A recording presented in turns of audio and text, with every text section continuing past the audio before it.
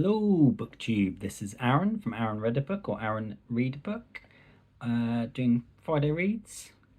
Been a little while. I've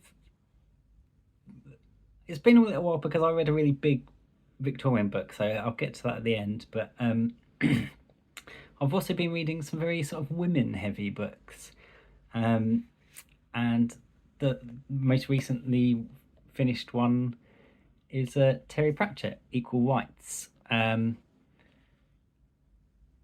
Which is the third Discworld book, and I didn't really have very high hopes for it because the the first two Discworld books I have read, and they're probably the weakest of the Discworld books that I've read. I've read all around the Discworld a bit, so I think I've read all of the Guards ones, or all of but one of the Guards ones. And the Guards ones are a lot of people's favourite series in Discworld, and I love them. And the Death ones are some people's favourite. And I also really like the Death ones. I haven't read all of them, but I've liked the ones I've read. And I believe the fourth book in Discworld is Mort, which is the start of the Death ones. Death as in the Grim Reaper. But a lot of people also love the Witches ones, and I've never attempted them before. I think, if I remember correctly, I have met Granny Weatherwax before in the Wee Free Men. I think maybe she makes an appearance. I don't know. My memory's terrible, obviously. So yeah, I was getting into this not very high hopes because the first two were kind of weak, and I think a lot of people think he really gets into the swing with Mort. But I actually really loved this. It was great fun. I think it's because it's been like 2 years since I read Terry Pratchett, I think, and I always kind of forget how much I love him, and then I start reading and I'm like, oh yeah, everything's great. Kind of like PG Woodhouse. Whenever I have a break from PG Woodhouse and then you pick them up again, you think, why have I not been reading Woodhouse? Why have I not been reading Pratchett? Because he's just got so many little clever word jokes and things in there, and they're quite silly books, but they always have a deeper message or a deeper meaning to them. And in this case, Equal Rights, obviously, it's about the normally a wizard is the seventh son of a seventh son, or is it the eighth son of an eighth son? I think it's the eighth in this. I think Pratchett plays with the number. In this case, it was meant to be an eighth son of an eighth son, but the seventh son of the eighth son had a daughter instead, and a wizard turns up at the beginning of the novel to witness its birth and to die and pass on his staff. And instead of the little boy he thinks is gonna arrive, we get a little girl instead. I forget her name already. Escarina's the name. Escarina, or Esk, as she's known. Basically, Escarina grows up into a little sort of 8-year-old girl, and she's just naturally being attracted by magic. So they send her to live with Granny Weatherwax, who's the local witch. And Granny Weatherwax is just a wonderful character. She's very grumpy. She has very set views of the world, and she kind of teaches Esk about all her herbology and headology, as she calls sort of a psychological magic, where it's basically placebos, but she calls it headology. And Esk is getting frustrated and wants to do the real magic. And eventually it ends up them going to look for the unseen university, which is where wizards are trained. But no girl has ever been a wizard, so it's really a journey book in the kind of classic fantasy way, where they're journeying to try and find the unseen university. Because this is not set in Ankh-Morpork, it's set in the countryside. But lots of hijinks and fun as usual with Terry Pratchett, and yeah, really good. I've ordered the next two Witch books, so I can go on to them fairly soon. But very pleasantly surprised by it. After the first two are still enjoyable from what I remember. I just everyone thinks they're weaker, and I agree. Before that, I read a book that was recommended by Sarah from Your True Shelf, and I've also seen Steve Donahue mention he really likes these books as well a lot. And that's The Wolf Den by Elodie Harper, which I didn't really get on with. I didn't really enjoy these. I think it might have been a bit too miserable for me. And although I really love character focused novels, if it's too miserable when it's character focused, it can be a bit a bit hard for me. Um, Basically, it's about the Wolf Den is a brothel in ancient Pompeii, so in ancient Rome, and we follow sort of Amara. Well, I'm so terrible at names. Amara and sort of a group of young sort of prostitutes and their terrible lives at the Wolf Den, and they're kind of the least classy establishment in town, and their pimp is kind of a horrible character who sort of rules over them with a bit of an iron rod, and he's sort of psychologically terrible to them as well. He finds out what their sort of hopes and dreams are and destroys them. Very horrible character. Um, and this is the start of a trilogy, and I just thought there was very little plot to it. There was little strings of plot. So, for example, a British girl comes in who doesn't speak Latin, and she just doesn't take to it at all. She's just fighting everyone as much as possible, which I quite enjoyed. But that's one little plot line. There's the kind of little romances and stuff as well going on, but generally it's very much book one in a trilogy. It felt like the first third of a big novel, and this is a pretty big book as it is. Well, 400 pages or so. So it didn't have enough story for me, but I do also think a lot of people would like it. So I don't think it's one of these bad books where, or I don't think it's a bad book at all. I don't think it's one of these books where I just think no one should read it. I think actually people would like this, but it doesn't suit me.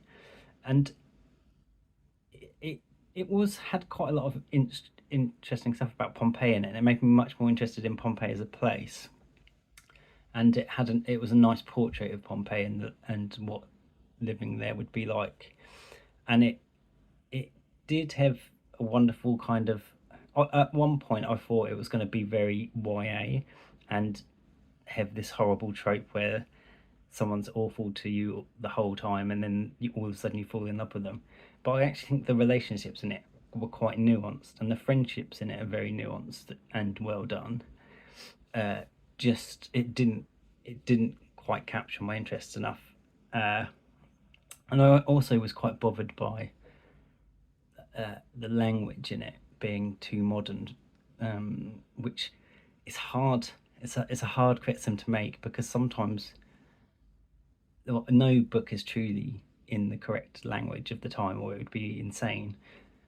But there was too much modern sounding languages and turns of phrase and stuff. So that took me out of the ancient setting a little bit. But I do think, yeah, like I say, I do think other people would like it, and the sort of because I was expecting a sort of, I knew it was going to be miserable, but then I was expecting like them to fight back and me be excited to go on this sort of journey with them, but it gets so little way along that journey that it wasn't very satisfying to me. But what I probably should do is just read all three books in one go. But I'm not going to do that. But yeah, it was an interesting book, but I didn't quite enjoy it, and I think it's because it was because I just read a book that I really loved. So let's talk about that. So the book that I read before that I really loved was no surprises, a big Victorian book, Wives and Daughters by Elizabeth Gaskell, and I don't think I love this as much as North and South, and maybe not even Cranford. But I do kind of think it might be her best book in a way. It is unfinished, which is frustrating, but you kind of know what's going to happen. But it did still bother me that it was unfinished, because I really wanted to kind of know a little bit further what was going to happen. Also, this book had a massive spoiler in the middle, which really annoyed me. That obviously is not in the actual book; it's in the footnotes. But Penguin Classic's so frustrating. Like, I know not to read the back, I know not to read the intro, but I need to read some of the footnotes. Like, if someone's quoting someone, I wanna know what the quote's from sometimes. But so it's really hard to ignore footnotes. And this was just a quote that one of the characters makes, and then it says in the footnote, "Oh, this is ironic given what happens at the end of the book, which is this." And you're like, that's insane. Why are you putting that in the middle of the book? Not everyone knows what happens. Anyway, uh, I, I was so angry. I was looking up who did the editing and the notes, and I was like, should I email this person and say in 1996 you did this stupid thing? But I didn't. Anyway, what's it about? It's about Molly Gibson, and her father at the beginning of the novel live alone, have like a quite happy and cozy life, and they're quite slovenly, but in a way that they enjoy. And Molly gets sent to a local squire. He's a squire, but he's poor. He's been on the land. His family's been on the land for hundreds of years, so he has this incredible sort of sense of almost arrogance about his position. But they are poor, and the squire has two sons and a very sort of quite ill, sickly wife, and Molly goes to visit whilst the sons are away. So just for some company for the wife, and Molly kind of falls in love with the wife, and the wife falls in love with Molly, and the squire, although he's very grumpy, a great character, the squire, he's very grumpy and sort of rude, I guess. He's rude to people quite a lot. He's kind of also harmless and also grows fond of Molly. Whilst Molly is at the farm, her dad decides to marry a Miss Claire Hyacinth Claire, who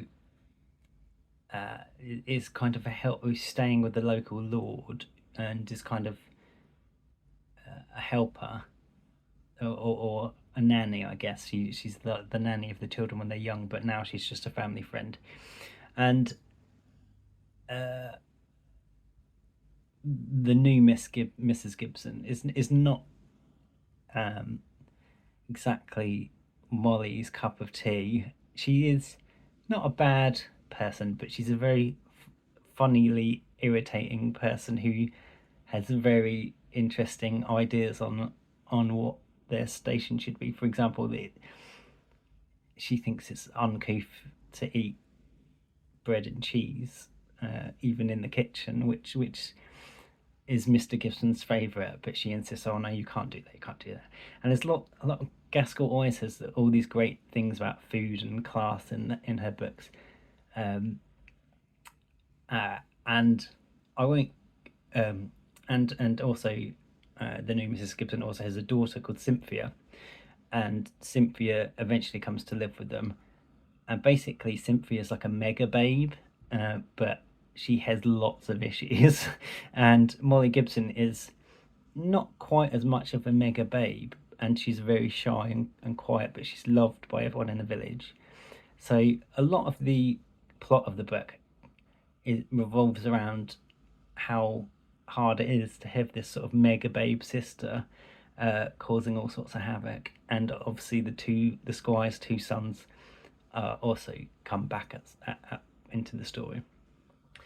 What's interesting about this book is it's quite, although it's a big, like it's like 800 odd pages, and it was unfinished, and it's a big Victorian book with, and it's long, and it was serialized for a long time.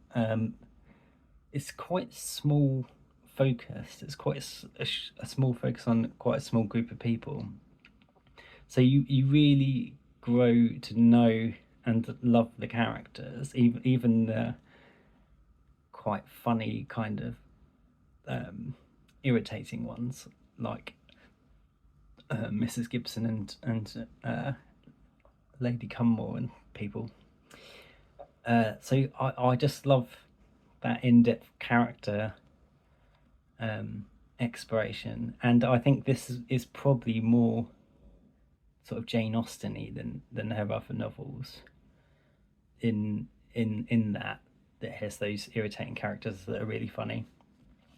I know some people think Molly Gibson's a bit of a wet blanket, and she kind of is at times, but I think it's made up for by having the entire cast of characters around her also being really interesting, and you are still rooting for her. You still want her to come out on top.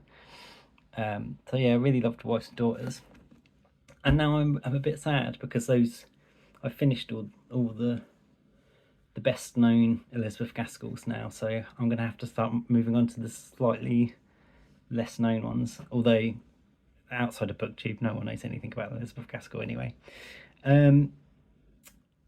What am I reading at the moment? I've just started Elizabeth Jane Howard's first book, The Beautiful Visit, which is about a 16-year-old girl who's kind of got a miserable life, and her father is a composer, but a sort of third-rate composer, not very good, and she lives quite a sort of sad, miserable life in London, and she goes on a visit to relatives in the country, and kind of, I'm guessing she'll discover some joy.